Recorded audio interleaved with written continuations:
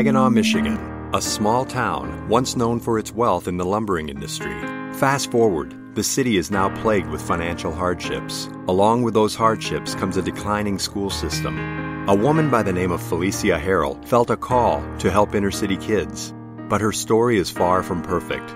A life plagued with hardships, suicide, and heartbreaks, to launching a thriving company called College Bound Academics Learning Center that has helped her students obtain over $2.5 million in scholarships in 2016 through her program. Felesia Harrel was born in Helena, Arkansas in 1968. She was born into a family with a host of other siblings.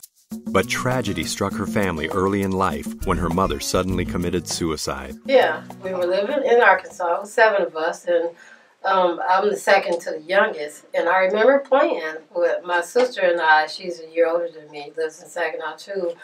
We were playing, we had like a Snoopy stove and a Snoopy refrigerator and all that stuff. And I remember we were playing, and for some reason all 7 of us was at home at the same time. That's weird because I have older brothers and sisters. They're like 10 years or more older than me. We were all there, and I remember her being in a room, and all of a sudden I remember hearing, you know, a noise, like a firecracker. And then I looked, and as I was looking, she just fell back on the bed. From that point, I don't remember anything else. I don't know what happened after that. It's like I blocked all that stuff out. We were not allowed to go to her funeral, so that's something that has bothered me. As far as my dad, never met him. We communicated on the phone a few times, not a few years ago, but I was so disgusted with him because when we talked, it wasn't a good thing. I'm not saying it wasn't a good thing. It wasn't a nice thing on my part because I got right to it. Why didn't you come and get me? And I just didn't understand, and he said he didn't know where I was at and all this other stuff, but I guess like right around this time of the year, this year I'm feeling it. Father's Day, I'm like, whatever, let's just get past this day. Mother's Day is usually a couple weeks before I act a little different. Like I don't want to be bothered. Darian, he tries everything to keep me laughing, and don't be, you'll see in the statuses on Facebook, don't be sitting there in the dark. It's just, I don't want to be bothered. That's just a holiday that I don't like. I don't like the summertime because that's when the worst of it took place. After her mother's life ended tragically, Felesia and her siblings had no other choice but to move to Michigan to an extended family member's home. One would think things would get better when a family had endured so much in life. In this situation, that truly was not the case. So whichever relative you ended up with determined how well you were treated. You know, some were well-to-do, you know, BV people at the time. BV was the up-and-coming thing. One ended up there, 2 in Ohio. And my sister, my brother, and I ended up right in Saginaw, you know, with my uncle. Terrible experience. We experienced being in a household without any electricity, any running water, sometimes no Christmas gifts. School clothes, you know, when you get to high school, school clothes are a big thing. No school clothes. My uncle worked in the plant, so at times we didn't have lunch money because he didn't bring us any. We did not qualify for free lunch, so it was pretty rough. I was 3. I didn't know what was going on. All I knew was that I wanted my mom. The only real memory I have of her is the day she died, and I remember my brother was riding me on the handlebars of his car, and my foot got caught in a spoke, and I still had a scar on my ankle to this day. And I remember my mom standing over the crib. I don't know why I was in a crib at 3. She was standing over me and singing to me. I remember that part. And I don't know why this lady gave me pickle juice. I hate pickles. That's probably why I hate pickles. But coming here, I was confused. I didn't know what to think. I didn't know what was going on. You can't explain that to a 3-year-old. That suddenly you're taking thousands of miles from everything they know to this unfamiliar place. So my stomach was really at a nervous stomach and just got sick real easy, and I couldn't handle greasy foods, and I still can't. So I'm sitting in a high chair. We were at the dinner table, and every time I would eat my aunt's food, I would get sick. I mean, throw up at the table, and I would get a whooping every time. I'm 3. I can't get off the high chair, so how can I? And you don't know what's coming. You're 3 as adults. We don't even know when it's coming. But I also had a nervous problem where I would, you know, I was just 3, so I still went to bed. you know, and she would get mad at me for that. So what she ended up doing, I don't know if you have a dog or how they train dogs from urinating in the house. You take the dog and you put the dog's face in the urine or feces or whatever to keep them from doing that again because they don't like that smell. Well, I didn't know this. My brother, my older brother told me that they ended up sending him back to Arkansas because it was three of us in that household. My sister, myself, and my brother. My brother was very protective. He's like 3 years older than me. And he would fight my aunt and my uncle because he was trying to protect me. Well, he ended up getting sent back to Arkansas because she took my face and she smashed my face into the mattress so I could smell the urine and keep me from urinating in the bed. So he just went nuts and just was fighting her. Growing up in a strained environment without her parents in the home, she attended Arthur High School, where she eventually graduated, but in her senior year became pregnant with her first daughter, Brittany. After becoming pregnant with her first child, she became alienated. A lot of close people turned their back on her. She became homeless once again. Her grandmother came along, her dad's mother, and wanted her to stay with them. So I stayed in a house. It was my brother-in-law's house.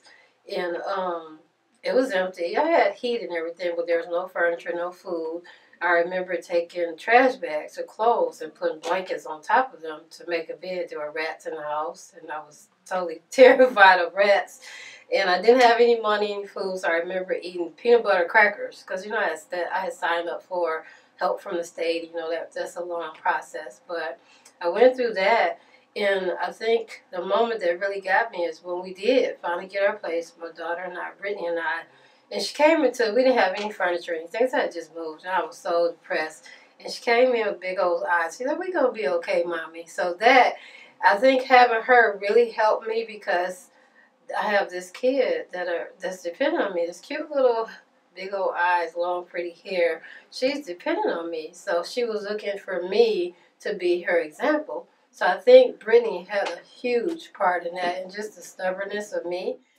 With pure determination, Felesia fully excelled through school, earning multiple degrees from Delta and Saginaw Valley University, going through school, and while also being a mother to her 4 children. Felesia felt a deep calling. She always felt compelled to work with inner city youth. That is when she started College Bound Academics Learning Center. Because I get tired of seeing so many student athletes that have scholarship offers but low test scores. So I decided to open a business. It was actually 4 years ago. I was tutoring a kid at the library, and then another parent saw me, so I kept adding kids on, and I found myself going from Hoyt to Zoll to, you know, Barnes and Nobles. I'm like, this is crazy. I'm all over the place because I was trying to accommodate where they live, you know, their area. So I said, well, I need to get a building, and I found a building on Michigan. Went ahead and did that for about a year, and then I ended up seeing the sign for this building. I said, okay. Talked to the guy. He has been a blessing. He's like my granddad that I never knew. He's actually my mentor that's actually going to pay for my grad school books the whole time, so that's a blessing. But I went back into subbing, so I was subbing at Arthur Hill doing psych and SAT prep and credit recovery. And then I have the tutoring business. So I tutor here Monday, Thursdays, and Fridays. I have a staff, hired on some people because it got much bigger than what I thought it would. So I had to hire my staff. I have high school students that are going to be coming in, getting volunteer hours, and they'll get a small stipend.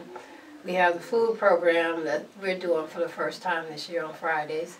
And then I do the summer camps at Delta as well. And then I teach year-round there, the SAT prep too. In terms of we're remodeling, we're going to redo the blinds, but this room is going to be, it's Michigan State right now, but it's going to be an Ivy League room for the middle school kids. This is our elementary room. And if you look at the stuff on the wall, it's not typical of what you would see for preschool and kindergarten kids. We want them to see what's to come. Poetry genres, which is, they don't usually get exposed to that to middle school.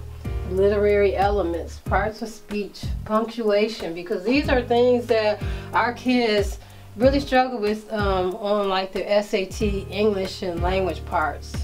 So we get them exposed to that early. prefixes and suffixes, division, multiplication, order of operations, mode, medium, range, and mean. Things that they wouldn't normally see until down the road. Like I said, the periodic table of elements, states of matter, scientific method. Here they're usually learning their ABCs and sight words and learning how to read all at the same time. It's working. Our youngest was, he's just graduated today from kindergarten. So he ended up with all A's this school year, reading. He's one of the top readers in his classroom. And when he came, he didn't even know how to read. With a growing business, she was able to help many Saginaw youth, including young and up-and-coming athletes. Her biggest achievement happened in 2016, when one of her students achieved a great honor. You know, he just wasn't going down the right path. Waited till about his 10th grade year, and he just woke up. You know, and I had some time away from him up until this year. He ran track for me and everything, and I got in his ear back then. But we reconnected. He's like, I really got to get this score up. But he just didn't think he could do it. And he knows about my story. And I said, you know, everything is right on this. If we were here doing their final session the day before they took the test, I can't do this. I can't do this. He was so nervous. It's like, yes, you can, because you have to. Everything is riding on this. He's like, wow, why you put it like that? I said, because it is. You know, sense of urgency. And I said, when you play your sport, don't you do the drills? Yes. Do you go to practice? Yes. Do you study tapes? Yes. So have you did your drills that I taught you? Yes. Did you do the practice test? Yes. So you know everything you're supposed to do, right? He said, yes, okay, just go do it.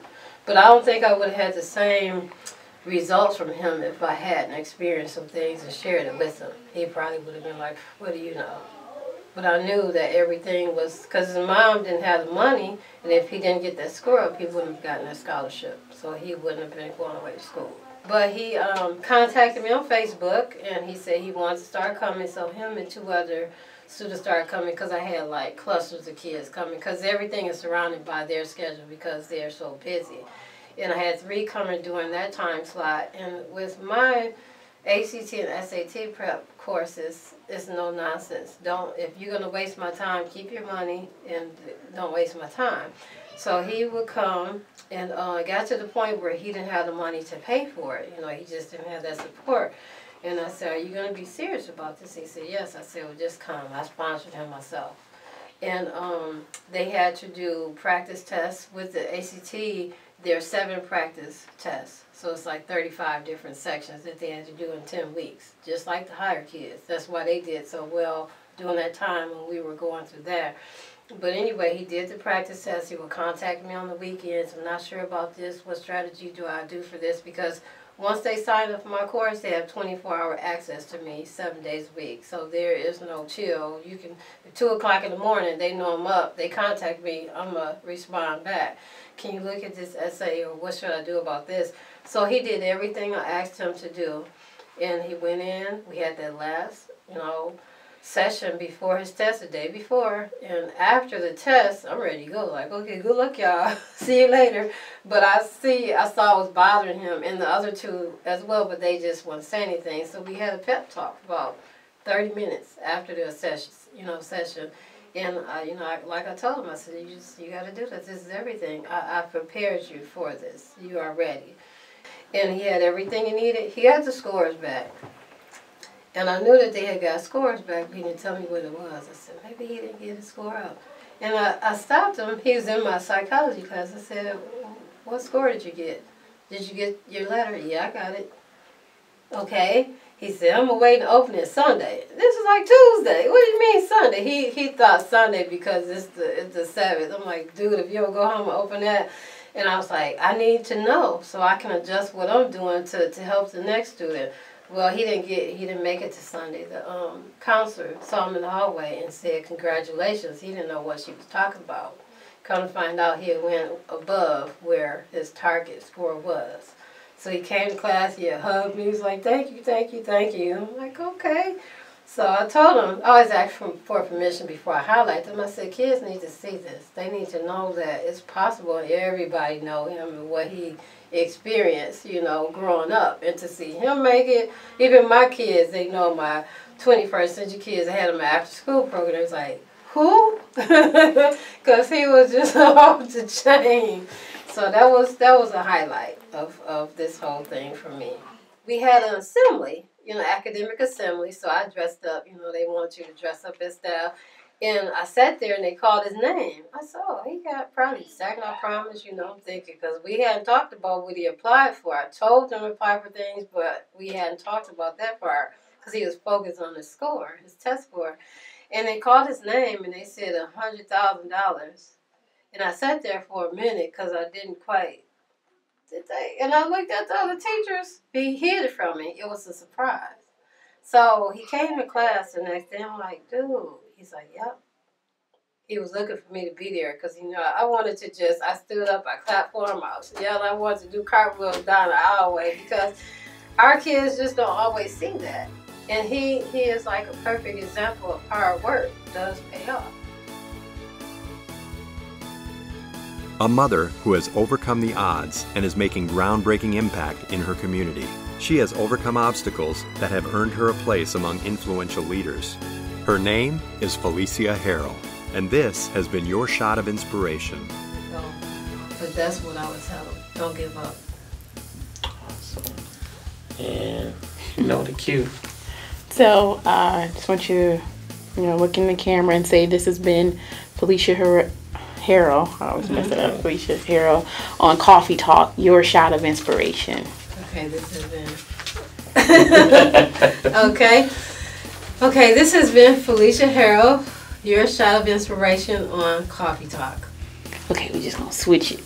So this has been Felesia Harrel really on Coffee Talk, your shot of inspiration. Because Coffee Talk is the show, and then your shot of inspiration is like our working tagline right now. Okay, this has been Felesia Harrel on Coffee Talk, your shot of inspiration. Okay. It's really Felesia. Oh, see, okay, say it. Say it. Yes. Yeah. Yes, say it.